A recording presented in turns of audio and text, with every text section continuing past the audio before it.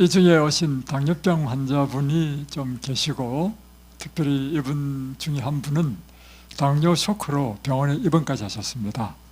그래서 목사님께서 특별히 모시고 오셔서 저에게 부탁하기를 당뇨에 대한 교육과 또 집에 가서도 실천할 수 있도록 이렇게 훈련을 좀 시켜달라고 부탁을 하셨습니다.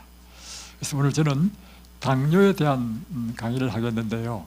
이 당뇨 강의를 가만히 들어보시면 당뇨병 환자뿐만 아니라 우리 모두에게도 다 적용됩니다. 왜냐하면 여러분의 피 속에 당이 많아지면 녹내장도 옵니다. 황반변성, 백내장, 시력에 대한 문제도 생기고요. 관절염, 다음에 특별히 당뇨 환자는 유방암과 자궁암에 걸릴 확률이 더 높다는 것입니다. 또 당뇨 환자는 이 면역력이 떨어지기 때문에 감염성 질병이 잘 걸려요. 그래서 이것이 단순히 당뇨병 환자에게만 적용되는 것이 아니고 모두에게 다 적용됩니다. 자, 먼저 당뇨병이 무엇인지 한번 이야기해 보겠습니다. 당뇨병이란 무엇이죠? 자, 오늘은 당뇨병의 치료법에 대해서 한번 점을 붙이고 배워봅시다.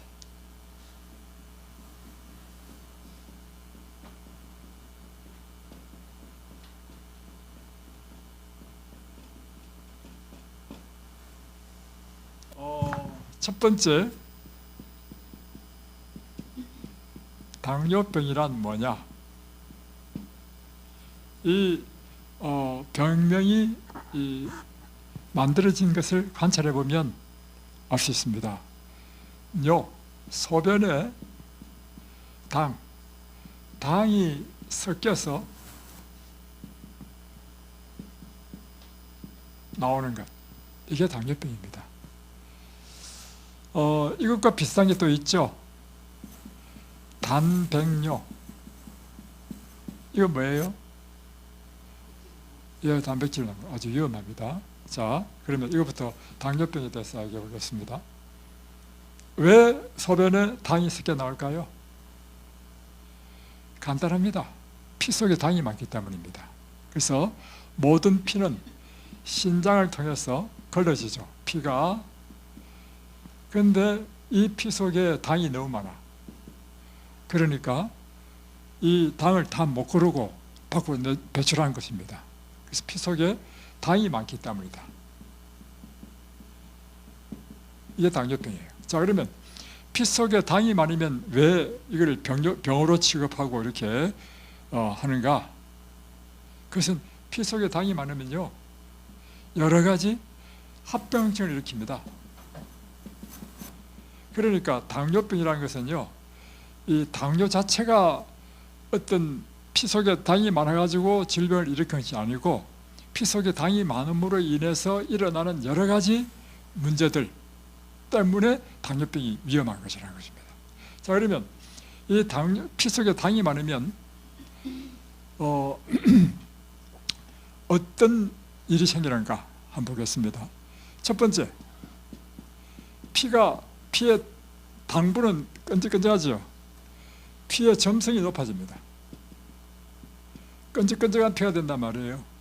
그러면 피가 끈적끈적하게 되면 가장 큰 문제가 피순환이 안 돼. 피순환이 안 되면 어떤 문제가 생기느냐면 피를 통해서 무엇이 공급돼요? 예, 산소, 다음에 당이 공급돼 가지고 세포 속에 들어가서 에너지를 낸단 말이에요. 에너지. 그런데 피가 끈적끈적하면 순환이 안 되면 산소와 당을 세포 속에 공급이 안 돼. 이것이 공급이 안 돼. 그러면 여러분 쉽게 피로를 느끼죠. 당뇨 환자들이 피로를 느끼시는 이유가 뭐냐면 에너지 생산이 안 되니까 힘이 없죠. 또 손발이 저리죠. 피가 끈적끈적해서 순환이 안 되니까 이게 공급이 안 돼서 손발이 저리게 되는 것입니다. 예. 간단하죠. 그리고 피 속에 당이 많아서 점성이 높아지면 또 일어나는 일이 뭐냐면요, 백혈구가 제 기능을 못합니다. 백혈구가 하는 일이 뭐냐면 병균을 잡아먹음으로써 우리 몸을 보호하잖아요. 그래서 잡아먹음으로 우리 몸의 이 감염이라든가 여러 질병으로부터 보호하는 일을 하는데, 이 보호하는 일을 하지 못해. 그러니까 면역이 떨어지죠. 그래서 감염성 질병이 잘 걸립니다.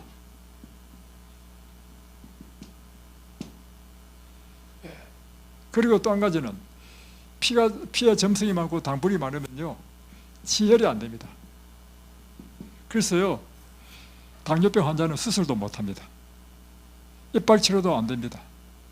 그래서 이빨 치료도 하기 전에 당을 먼저 측정합니다. 왜냐하면 쬐다가 뭐 빼고 했는데 피가 나오면 자동적으로 우리가 혈소판에서 이게 딱 지혈을 해줘야 되는데, 당뇨병 환자는 그게 안 되는 거예요. 그래서 여러분이 뭐 수술하려도요, 피 속에 당이 많으면 수술도 못 합니다. 다음에 또 피 속에 점성이 많으면요, 일어나는 일이 뭐냐면,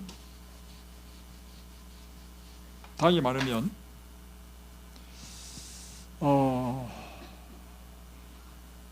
무슨 문제가 생기냐면요, 당 독소가 생깁니다. 당 독소라는 게 뭐냐? 자, 잘 들어보십시오. 이 피 속에 당이 이렇게 많다는 것은 뭐냐면, 지금 세포 속에 못 들어간 당들이잖아요. 세포 속에 원래 당이라고 해서 세포 속에 들어가야 돼. 들어가가지고 에너지를 만들기 위해서 이제 사실은 이제 당들이 피 속으로 막 돌잖아요. 근데 지금 필요이상에 많이 있다는 의미는 뭐냐면, 지금 세포 속에 못 들어갔다는 이야기입니다.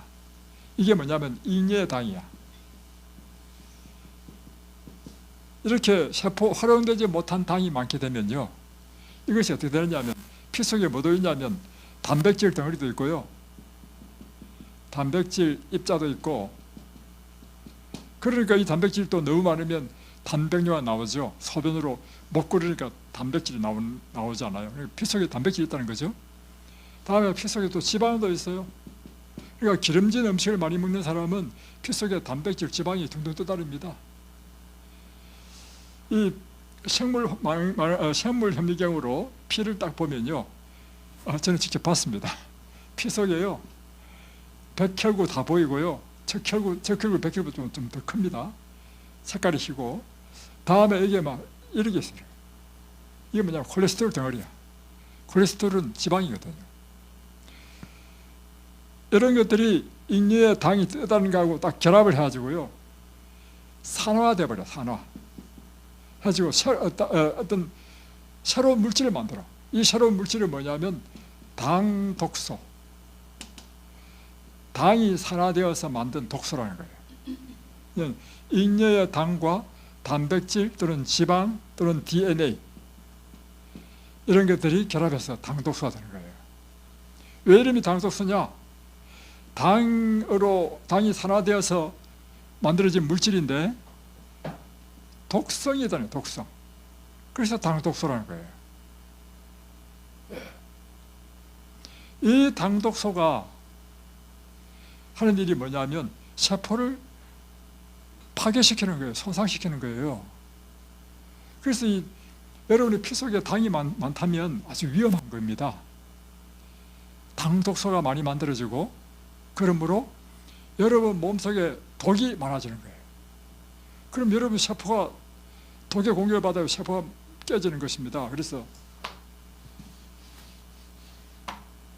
세포막을 공격할 수도 있고요, 다음에 미토콘드리아를 공격하면 미토콘드리아가 공격이 돼가지고 에너지를 못 만들고, 핵을 공격하면 DNA가 깨지면 관절염, 자가면역 질병, 그리고 암이 생긴단 말이에요. 모든 병이 이 피 속에 당이 많아지면 생기는 거예요. 또 하나는 당독소가 하는 일이 뭐냐면,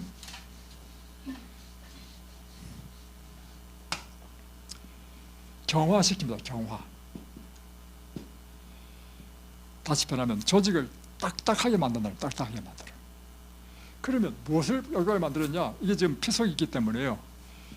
혈관을 딱딱하게 만들어. 이게 뭐냐면 동맥경화. 그러니까 동맥의 핏줄이 딱딱해졌다 이 말이에요.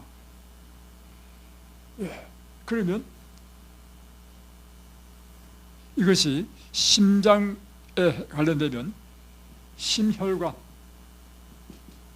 병이 되고, 다음에 뇌와 관련되면 뇌혈관 병이 되는 것입니다. 딱딱해지면 잘 부서져. 그러면 여기에 콜레스테롤 끼잖아요. 그러면 압력을 딱 받으면 터져버리는 거예요. 왜냐하면 이게 딱딱해지면 이게 압력을 받으면 이제는 깨져버려. 그래서 뇌에 딱 깨지면 뇌출혈, 심장에 깨졌다면 급사합니다. 그래서 여러분, 당뇨는요 굉장히 무서운 병이라는 것입니다. 다 뭐와 관계되어 있어요? 예, 피 속에 당이 많으면 일어날 수 있는 것이라고 하는 것입니다. 그러니까 이제 당뇨의 합병증으로 일어나는 것이 뭐냐면 심혈관병, 심혈관 질환. 그래서 실제로 여기 오신 분요, 당뇨를 30년 앓으면서요, 그동안 계속해서 이렇게 관리를 못하고 약으로만 하니까 어떤 일이 났냐면요, 심혈관이 문제가 생겨서 스탠드를 몇 번 받고, 다음에 또 이것뿐만 아니라 어디를 또 공격하냐면 신장. 당이 많으니까 신장이, 사구체가 다 망가져 버려. 그러니까 사구체가 망가지니까 신장이 기능을 못하죠. 만성 신부전, 몸이 퉁퉁 붓고 신장 기능을 못하면 뭘 해야 되냐면 투숙해야 돼. 예. 다음에 이게 또 너무 심해지면요, 피가 안 통하면 결국엔 쓱습니다. 그래가지고 다리를 절단하는 사람 50%는요 당뇨가 원인이라는 것입니다. 만성 신부전, 투석하는 사람의 거의 40%가 당뇨에서 온 것이다. 무섭죠? 그러니까 여기 계시네. 무섭죠? 그래서 지금 관리를 잘 하셔야 됩니다. 오늘 이제 어떻게 우리가 관리하는지 제가 가르쳐 드리겠습니다. 잘 배우십시오.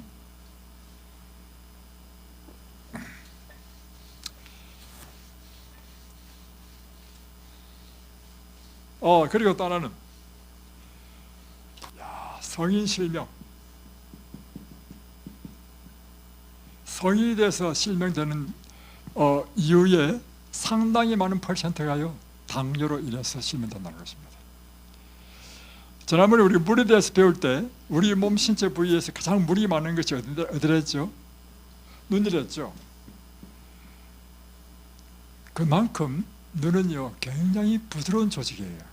그러니까 시력을 위한 이 모세혈관이요 잘 발달되어 있는데, 모세혈관이라는 뜻은 뭐냐면 혈관이 가늘다는 뜻이거든요. 피 속에 당이 많으면 제일 먼저 이렇게 민감한 눈부터 이게 혈액이 공급이 안 되니까 실명, 눈뜬 장님이 되는 것입니다. 그래서 지난번에 한번 이야기했죠. 강의를 하도 많이 하니까 언제 하겠는지 모르겠는데요, 제가 건강 세미나 할 때 당뇨로 앞을 못 본 사람이 왔습니다. 그리고 발바닥에는요 계란만한 것이 있어가지고 항상 통증을 느낀 분이 오셨어요. 당뇨 치료에 제일 좋은 방법이 뭔지 아십니까? 금식입니다. 왜 금식이 좋은지 나중에 설명해 드릴게요. 그래서 여러분을 괜히 바꾼 게 아닙니다. 치료시키려고 하는 거예요. 이분 5일 동안 과일 금식을 딱 시켰어요. 5일 딱 되니까 이분이요 너무 기뻐하는 거야. 왜 기뻐하냐니까 온 세상이 안 보이다가 온 세상이 막 광명천지가 보이는, 광명천지. 얼마나 기쁘겠어요. 그뿐만 아니라 발바닥에 이게 계란만한 것이 있어가지고 항상 아팠는데 이것도 다 부숴버렸어. 오늘 여러분 당뇨 치료하는 법을 가르쳐 드릴게요. 잘 들어보십시오. 자, 그리고 당뇨가 있으면요, 수명이 보통 한 10년 단축돼 버립니다. 자, 그러면 어떤 기준에 의해서 당신 당뇨병 환자입니다 이렇게 하느냐면요, 기준이 있어. 당뇨 환자라고 하는 기준이 있는데요, 공복혈당, 밥 먹기 전에 혈당이 126 이상이게 되면 당뇨 환자입니다. 다음에 식후 2시간 때에 측정을 했는데 이것이 200이 넘으면 당뇨입니다. 또 요즘은 병원에 가면 피검사로 당화 혈색소 검사죠. 당화 혈색소 검사가 6.5 이상이면 당뇨병이라고 합니다. 근데 사실은 정상은 얼마냐면요, 5.6 이하가 돼야 돼. 근데 이제 이거보다 1 정도 더 높인 상태에 더 높아지면 이렇게 이야기하지만, 자, 그러면 왜 피 속에 당이 많아지는가? 자, 그거 한번 보겠습니다. 자, 피 속에 병을 일으킬 만큼 당이 많아지는 이유,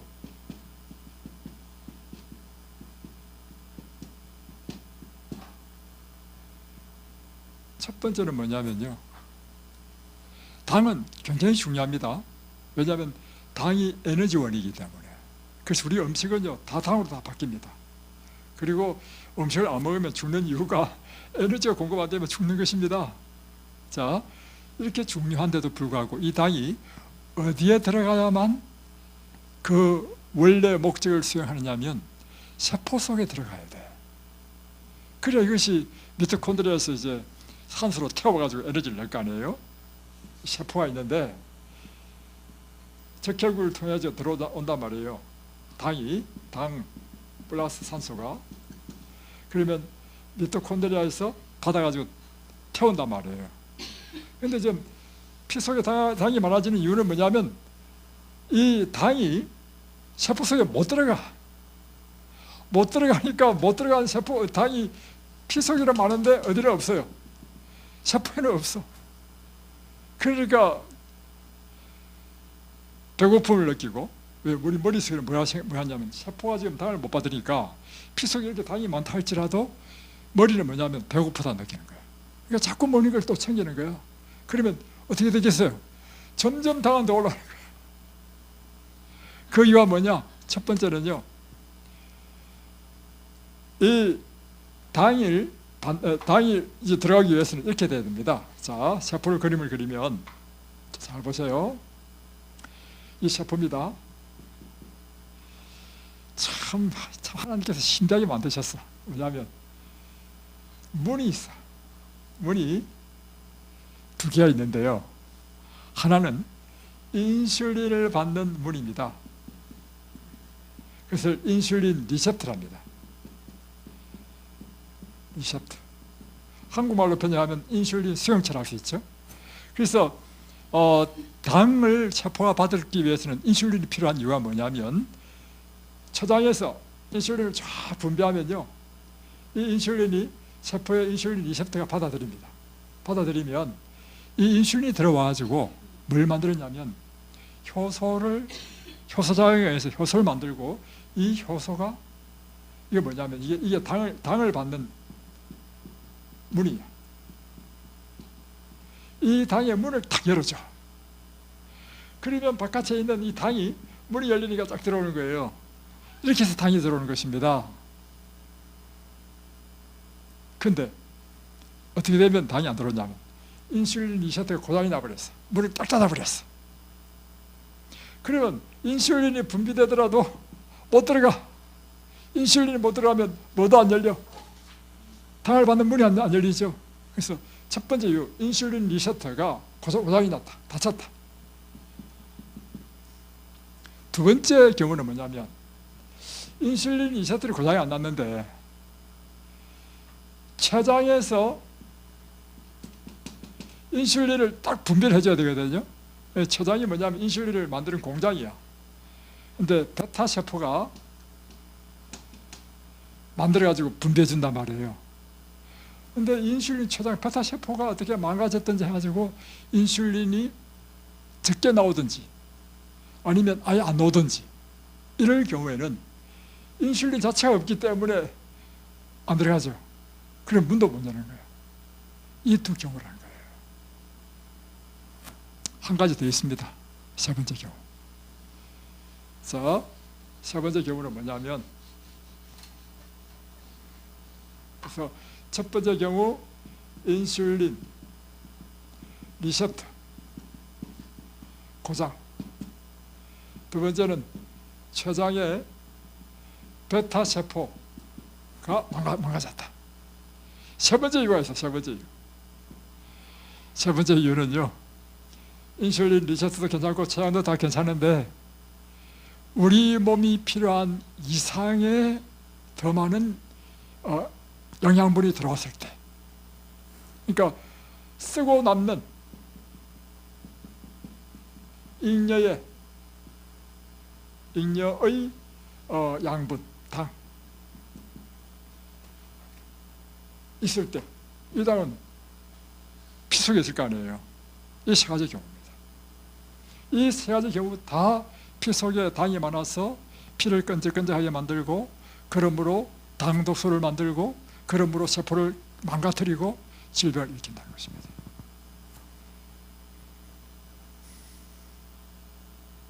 자, 그러면 하나하나씩 한번 보겠습니다. 인슐린 리셉터, 다음 췌장 베타 세포가 못 맞는다. 자, 그래서요, 당뇨도요, 두 가지 종류의 당뇨가 있습니다. 자, 당뇨병은 1. 소아당뇨병이 있고요, 2. 성인 당뇨병이 있습니다. 그러니까 소아당뇨병이라는 것은 뭐냐면 어린아이에게 생기는 당뇨병이라는 뜻이고, 성인 당뇨병은 성인이 돼서 생긴다는 뜻입니다. 그런데 더 엄격하게 말하면, 자, 이것을 1형 당뇨병이라고, 이는 제2형 당뇨병이랍니다. 소아당뇨병이 생기는 이유는 소아당뇨병이란 뭐냐? 이것은요, 아예 췌장의 문제야. 췌장에 베타 세포가 손상을 입어가지고 인슐린 생산을 못해.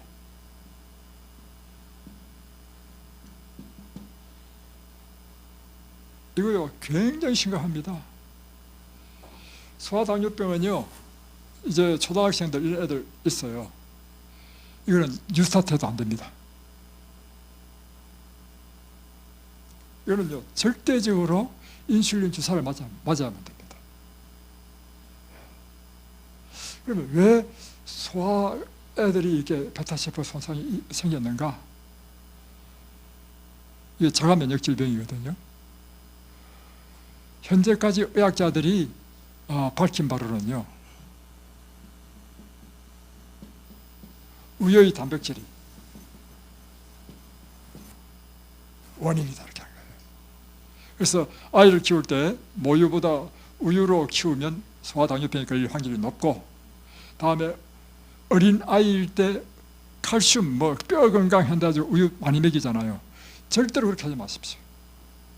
그래서 미국의 소아학회 총 대장, 회장이 하신 말씀이 아이들에게 우유를 먹이지 말라 했어요. 또 우유는요, 소아백혈병의 또 원인이 되기도 합니다. 그래서 우유는 어린아이들은 절대로 먹이면 안 돼. 우유만 뿐만 아니라 우유와 관계되는 것이 아이스크림입니다. 다음에 유제품과 관계되는 것이 저하전빵입니다. 저하전빵은 아주 맛있는 우유와 치즈와 버터와 다음에 설탕과 이런 것이 들어가야 맛있거든요. 그 전부 다 우리 뉴스타트에서는 다 금해야 될 식품이에요. 그래서 여러분, 빵은 건강한 빵을 여러분이 직접 만들어서 드시든지 아니면 건강한 빵 파는 데 있죠? 그렇게 드셔야 됩니다. 두 번째, 성인 당뇨병은 이제 어른이 돼서 이제 당뇨가 생긴 거죠. 이것은요, 무엇이 고장이냐면 세포에 있는 인슐린 리셉터가 고장이 난 당뇨병입니다.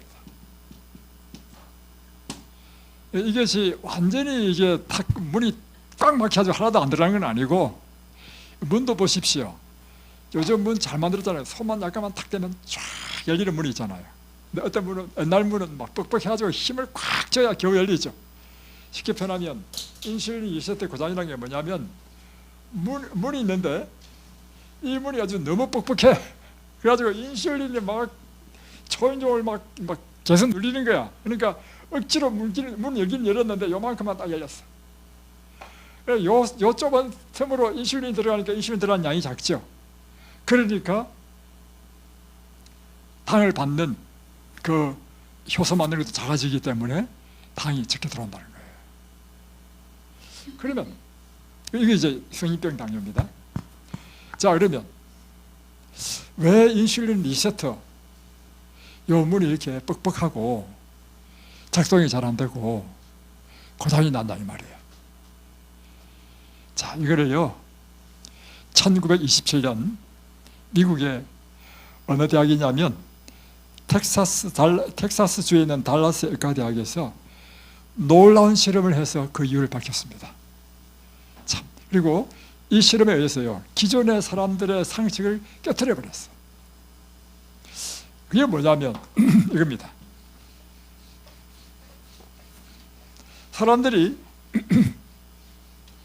당뇨병 하니까 탄수화물 전부 다 당입니다. 사실은 보십시오. 당은 어저께 이야기했죠. 당은 세 가지 종류의 당이 있다.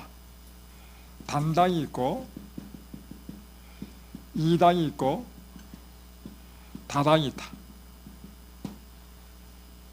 단당은 바로 에너지로 팍 흡수되는 것.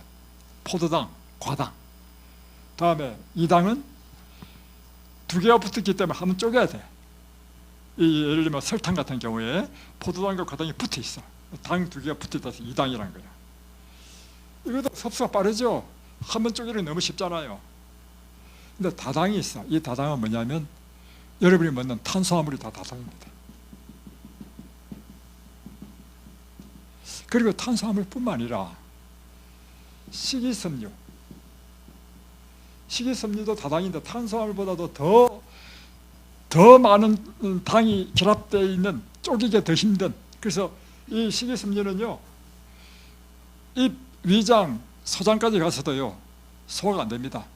대장에 내려와가지고 발효를 시켜가지고 이 조직이 쪼개져서 이제 이것이 이제 유익균에 먹여야 된다는 것이에요. 자, 그래서 하여튼 어떤 것이든지 기존의 생각은 뭐냐면 당뇨병은 이와 같이 탄수화물을 많이 먹으면 당뇨가 걸린다. 또는 설탕, 다 맞습니다. 맞는 말이에요. 설탕, 심지어 과일도 당이 강하기 때문에 영향이 있다. 이렇게 생각했단 말이에요. 그런데 1927년 텍사스주의 의과대학에서요 실험을 해서 충격적인 결과가 나왔습니다. 그걸 한번 설명해 드릴게요. 자,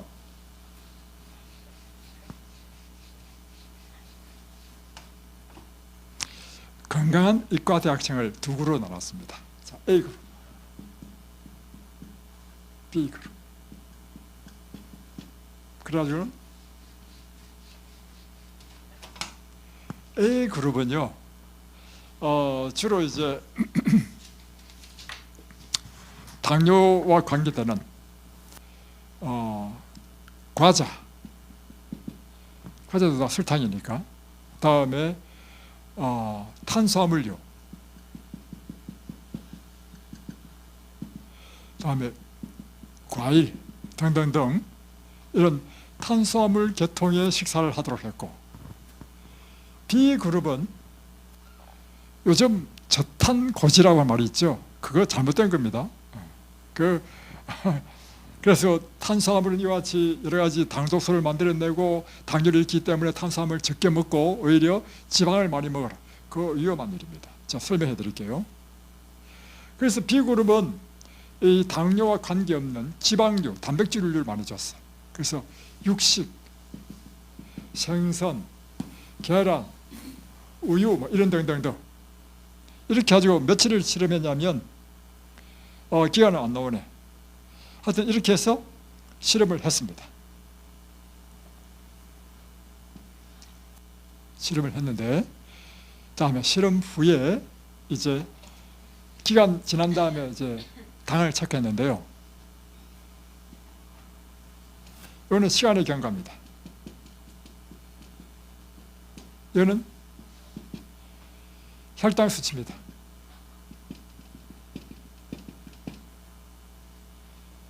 놀라운 사실을 보십시오. A그룹은 이렇습니다. 과자만 먹은 사람은 1, 2, 3이라 보십시다. 팍 올라갔다가 약간 떨어졌다가 시간 지나면서 딱 떨어져. 우리가 일반적으로 밥 먹으면 이렇잖아요. 확 올라갔다가 시간 지나면서 쭉 떨어지잖아요. 요 코스를 그래프를 그렸습니다. 그런데 B그룹, 지방질 음식, 이런 음식을 먹는 것은요, 처음에는 비싸게 올라갔어요. 그 다음에 쭉 올라갔어요. 더 올라갔다. 두 번째 시간 지나도 안 내려오고 더 쭉 올라갔어요. 그러다 시간 점점 지나면 이제 이게 소화가 되니까 이제 점점 줄어들겠죠. 줄어드는데, 더 올라갔네. 아니 이제 잡으셨어요. 더 올라갔어요. 했는데, 세 번째 안 떨어지고, 더 올라갔어요. 이렇게. 충격적이었어요. 이 결과는. 왜냐하면 일반적인 상식은, 보세요. 여기를 보면, 그 묻어주냐면, 그 사탕도 줬어, 사탕. 다음에, 빵도요, 흰빵을 줬어, 흰빵. 흰 밀가루빵. 그러면 당연히 이것이 탄수화물 많고 당이 많기 때문에 이것이 이렇게 돼야 되고, 이는 탄수화물 없잖아요. 이렇게 돼야 되는데 왜 거꾸로인가? 결국에는 무엇을 발견했냐면, 그래서 다시 한 번 더 실험을 했어요. 뭐냐면 2차 실험은 이제는 7그룹으로 나눴어요. 참. 자, 7그룹. 어떻게 하냐면, 기본적인 탄수화물, 단백질, 지방이잖아요. 이 단백질을 딱 고정시켰어요. 얼마를 고정시켰냐면, 하루에 먹는 것을 80g으로, 하루인지 한 끼인지 모르겠지만 80g으로 딱 고정시키고, 하루에 필요한 열량을 탄수화물과 지방을 바꿔가면서 이제 7단계로 만들었단 말이에요. 자, 그래가지고 단백질은 그러니까 완전 상수로 만드는 거죠. 1그룹, 2그룹, 3그룹 해가지고 탄수화물, 지방 1, 2, 3, 4, 5, 6, 7 하면 거꾸로 7, 6, 5, 4, 3, 2, 1 되겠죠. 이렇게 딱 했는데 놀라운 결과가 나왔는데, 그 결과는 뭐냐면 지방이 많으면 많을수록 이 그래프가 더 올라가. 탄수화물이 많으면 많을수록 그래프는 더 내려가. 그래서 깨달은 사실이 뭐냐면,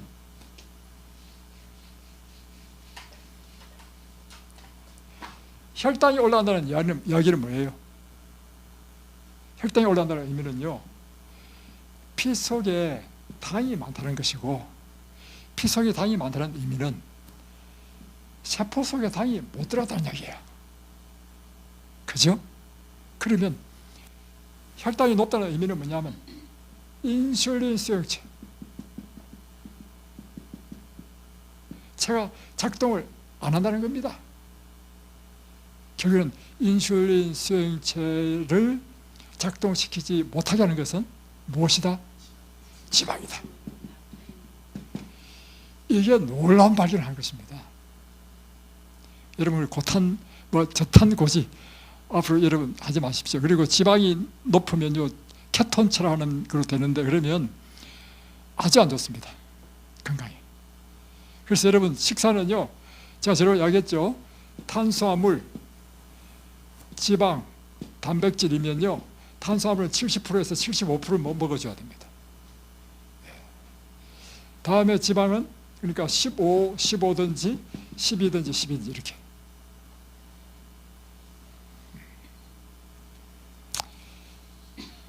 그래서 당뇨병 환자의 주범, 당뇨병의 주범은 무엇이다?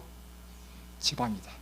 그래서 오늘날 젊은 사람들이요 당뇨병 환자가 많은 이유는 뭐냐? 첫 번째는 옛날에는 육체적인 노동에서 지금 대부분 사무실 노동으로 바뀌었죠.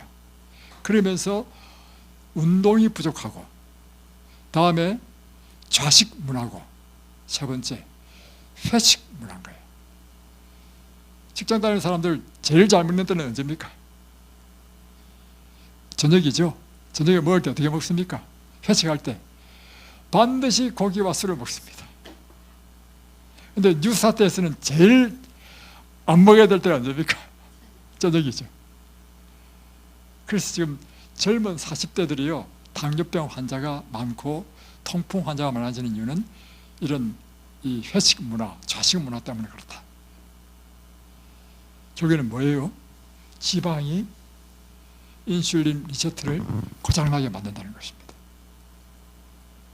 그래서 여러분 이곳에 당뇨병 환자 많이 왔습니다. 왔는데요 당뇨병 환자 보니까 정말 죄송합니다. 이런 표현을 써서 미안하지만 불쌍했습니다. 왜냐하면요 먹고 싶어도 마음대로 못 먹어. 당 때문에. 빨리 고쳐야 돼 그러니까. 그죠? 정말 처절하게 싸워가지고 다 이곳에 오신 분 다 좋아져서 다 나갔어요. 그리고 당뇨병 다음에 이제 여기부터 설명하고 하십시다. 당뇨를 일으키는 주 원인, 이제 이걸 통해서 우리는 알 수 있습니다.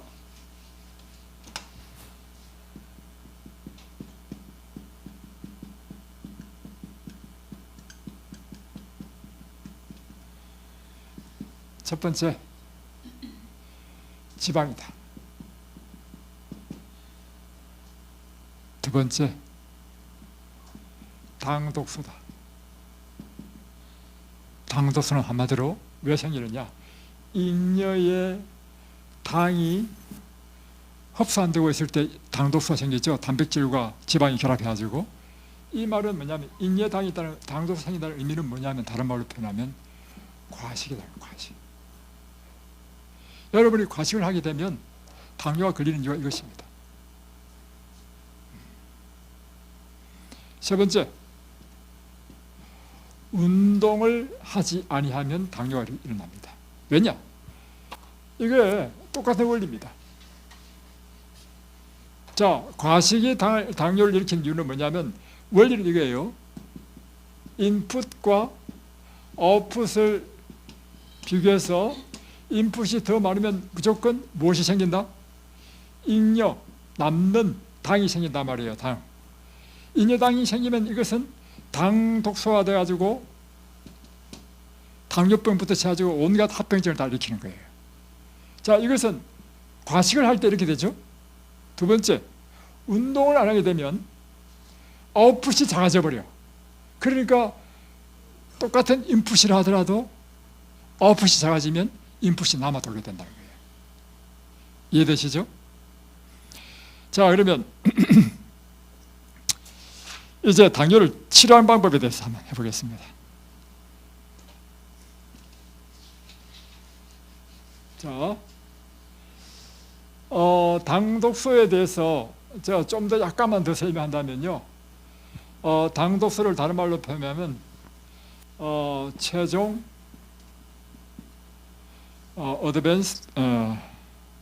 최종 당화 산물 이렇게 표현되거든요.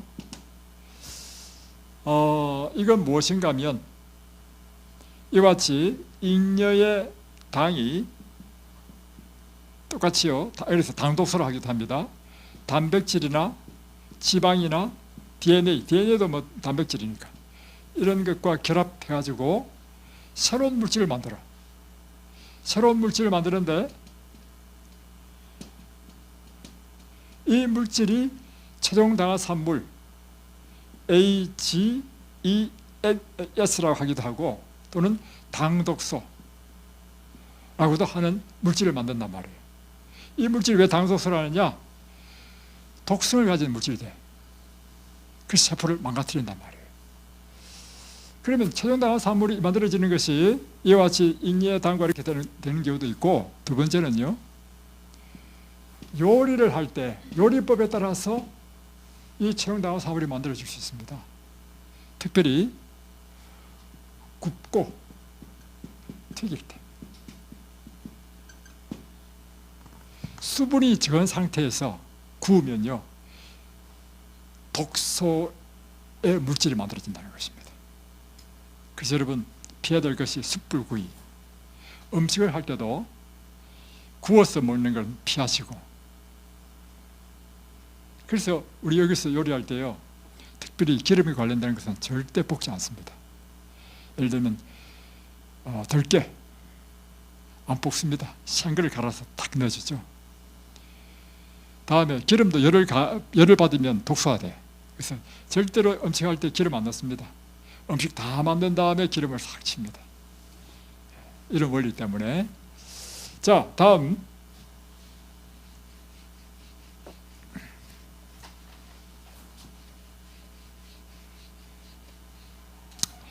이제 치료법에 대해서 한번 보겠습니다. 당뇨병 치료법 크게는요 딱 두 가지입니다. 첫 번째는 식이요법, 식사로 고치고, 두 번째는 운동으로 고칩니다. 이 두 가지 방법밖에 없습니다. 식사는 지방 음식을 피해야 됩니다. 그리고 대신에 채식을 해야 돼요. 그런데 채식을 하더라도 뭘 해야 되느냐 하면 통곡식, 과일은 껍질째, 먹을 수 있는 거 껍질째, 이렇게 하는 채식을 해야 돼요. 다음에 채식을 하더라도 뭘 해야 되냐면 소식을 해야 돼요. 다음에 소식하고 또 하나는 뭘 해야 되냐면 요리법도 굽는 것을 피하는 것, 굽고 튀기는 것을 피하는 법, 이렇게 요리를 해야 돼요. 다음에 운동은 이렇게 표현됩니다.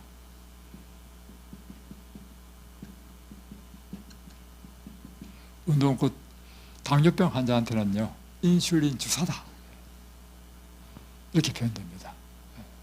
운동을 하면 할수록 우리 피 속에 있는 당이 건조속으로 들어가. 그래서 피 속에 있는 당을 자꾸 제거해줘. 그리고 또 하나는 운동을 하니까 태워줘. 태워주기 때문에 이제 당 소비를 많게 해주고, 그렇게 해서 당을 처리해 준단 말이에요.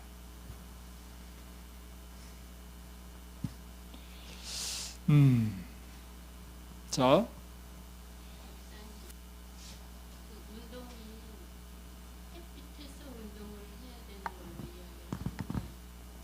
당연히 운동하면 햇볕에서. 그런데 여기서 운동은요 반드시 햇볕에서 아니 no. 자, 운동이라는 것은요 실내든 실외든 관계없이 운동은 우리 몸의 에너지를 태워주는 것이고, 다음에 근육의 활동이기 때문에 관계없는데, 더 좋은 것은 무엇인가? 그것은 실외에서 운동하는 것이고, 실외에서 운동하더라도 햇볕이 있는 날이 있고 햇볕이 없는 날이 있죠. 기왕이면 햇빛이 있는 날이 더 좋다, 이것이죠. 실내 운동은 효과가 없다, 이건 아닙니다. 그건 아닙니다. 실내 운동도 똑같이 운동이라는 관점에서 운동 안 하는 것보다 훨씬 낫죠. 인슐린 리셉터.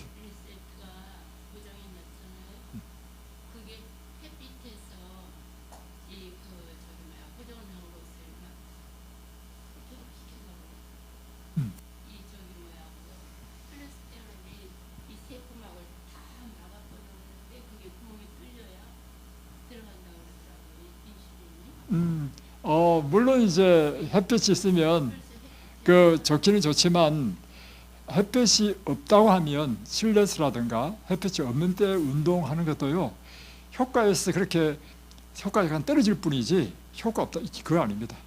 운동 자체가 우리에게 인슐린을 풍부하게 나오게 하는 방법이다. 그렇죠. 운동 자체가 도움 되는 거지. 빛의 것은 또 다른 플러스 요인이야. 이렇게 생각하시면 됩니다. 자, 다음에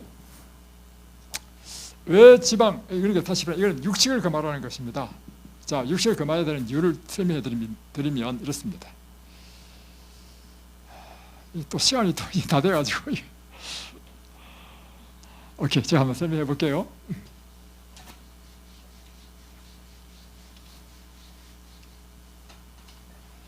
자, 당뇨를 일으키는 크게는 아까 두 가지 이제 이야기했죠. 이제 구체적으로 들어가면 당뇨를 발생시키는 요소들,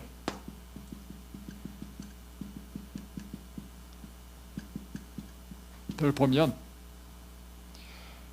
포화지방산,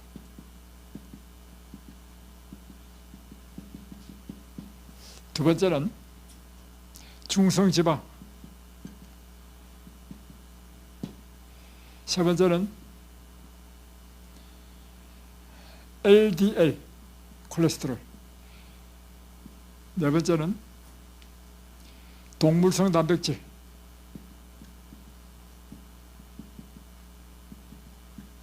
다섯 번째는 류신 아미노산. 아미노산 중에서 류신이라는 게 있습니다. 류신이란 아미노산. 다음에 여섯 번째는 헤메철분.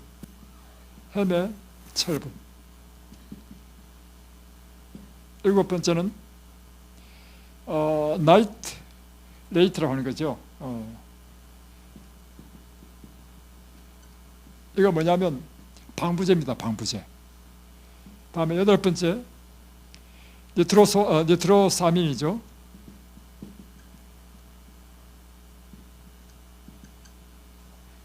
다음 아홉 번째 최종당화산물.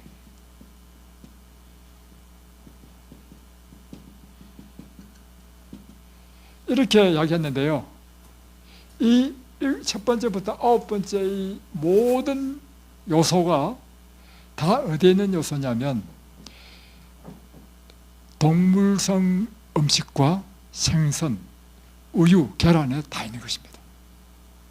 설명해 줄게요.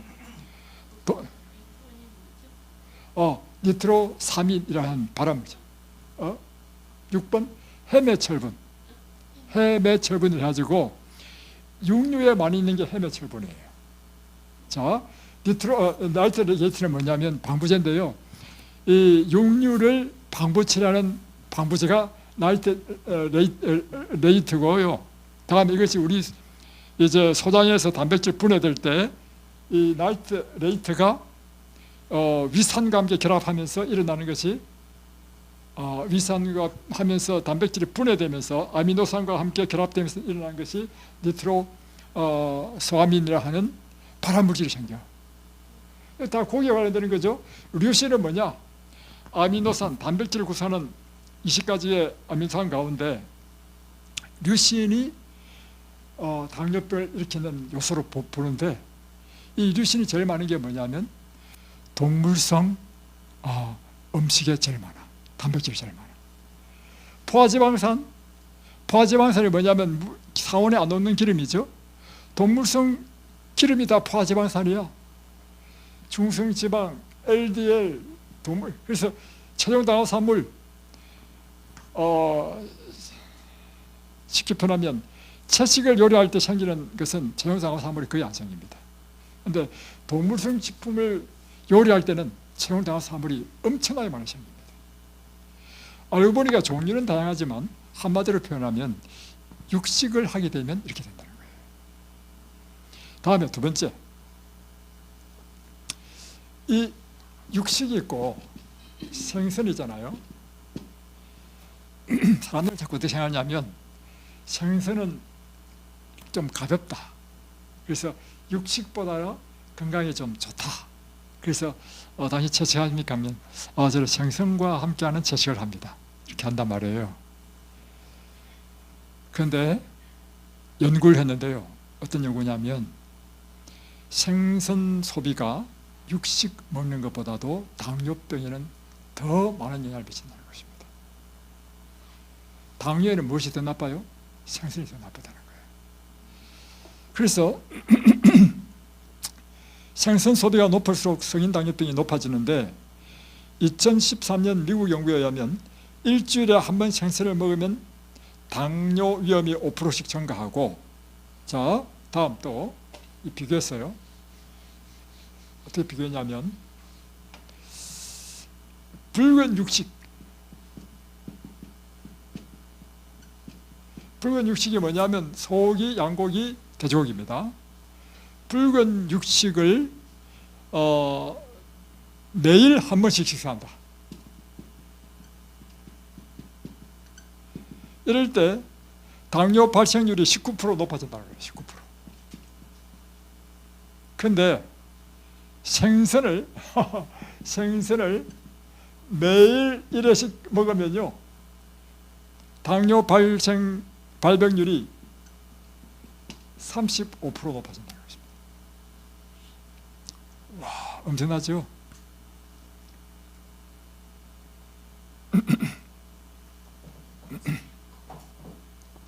다음 또 계란. 여기 오신 분 가운데 당뇨를 오래 앓고 계시는데 보니까 계란을 좋아해서 계란을 계속 드시더라고. 그래서 제가 계란이 안 좋다고 이야기하니까 그 자연산, 방사는 그런 아주 건강한 계란은 좋지 않습니까? 또 연애신에도 보면 건강한 계란은 좋다고 하는데요. 여러분, 계란 성분 자체가 동물성이기 때문에요, 자연 방사가 일반 양계장에서 키우는 것보다는 훨씬 좋겠지만서도 동물성이라는 관점에서는 똑같습니다. 특별히 당뇨 환자는 계란을 끊어야 되는 이유를 설명해 드리겠습니다. 일주일에 계란을 일주일 동안 한 개 미만으로 먹으면 당뇨 발생률을 1이라 봅니다. 자, 계란 일주일에 한 개 미만 당뇨 발생률 1이라 봅니다. 해볼 때 일주일에 한 개에서 1.9개까지 먹으면 이게 1.76이 돼. 다음에 두 개에서 2.9개 먹으면 1.97이 돼. 다음에 세 개에서 4개 4.9개 먹으면 2.56.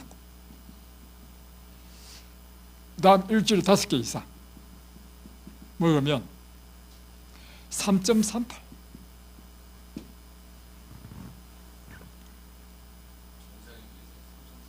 3.38배. 그런데 날마다 하루에 계란 2개씩 먹으면 어떻게 될까요? 그래서 지금 암이 걸려서 여기 왔습니다. 다 몰라서 그렇죠? 여러분, 이것이 해야 될 일이 뭐냐면 배우셔야 됩니다. 두 번째는 이것이 내 생활에 실천되도록 훈련해야 됩니다. 우리 이미화 성도님도 계란 참 좋아하시죠? 많이 드셨죠? 이제 끊어야 되겠습니까?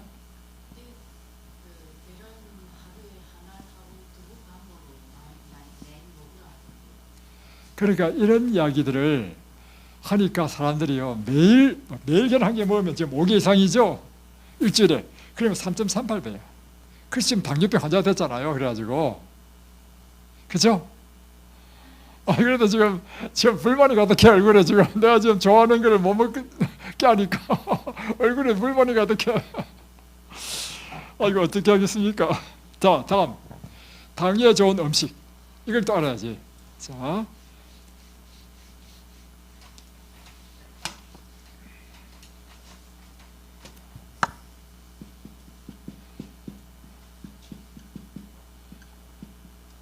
자, 당뇨에 제일 좋은 음식이 뭘까요? 그것보다 더 좋은 게 있습니다. 물. 올리브. 자, 답을 말씀드리겠습니다. 콩입니다.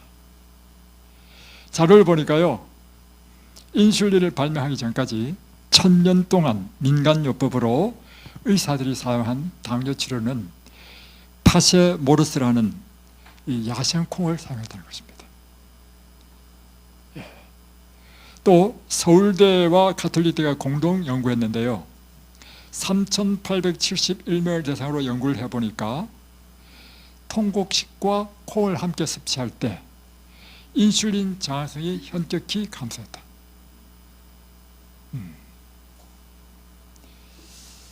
그리고 자, 콩 종류가 이렇습니다.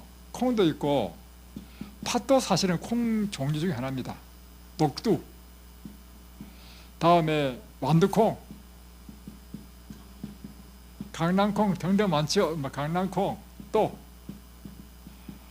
호랑이콩, 또 뭐 병아리콩. 자, 이 콩 가운데 당뇨에 가장 좋은 콩은 무슨 콩일까요? 매주콩, 이 흰 콩이죠. 매주콩. 틀렸습니다. 병아리콩입니다. 왜 병아리콩이냐? 병아리콩이 콩 중에서 가장 소화가 잘 되고 흡수가 잘 되기 때문이라는 것입니다. 그래서 좋다는 거예요. 예. 자, 이것보다도 콩보다도 더 좋은 게 있어요. 아닙니다. 두부 아닙니다. 아닙니다. 길이도 아니고 더 좋은 게 아닙니다. 제가 가르쳐 드릴게요. 이 콩보다 더 좋은, 가장 좋은 것은요, 금식입니다. 이게 실제로 어떤 일이 일어났냐면 1870년대에 그 당시 러시아를 퍼러시아라 했습니다. 퍼러시아가 프랑스를 쳐들어와가지고 파리시를 포위했어요. 장기간 포위되니까 파리시 생안에 있는 이 사람들이, 파리 시민들이요, 쫄쫄 굶어가지고 기아 상태가 됐어요. 그래서 나중에 이제 풀려났는데 이 사건 이후에요, 파리시에 있던 당뇨병 환자가 다 나가버렸어요. 그래서 야, 이 금식이 당뇨는 최고다. 자, 보세요.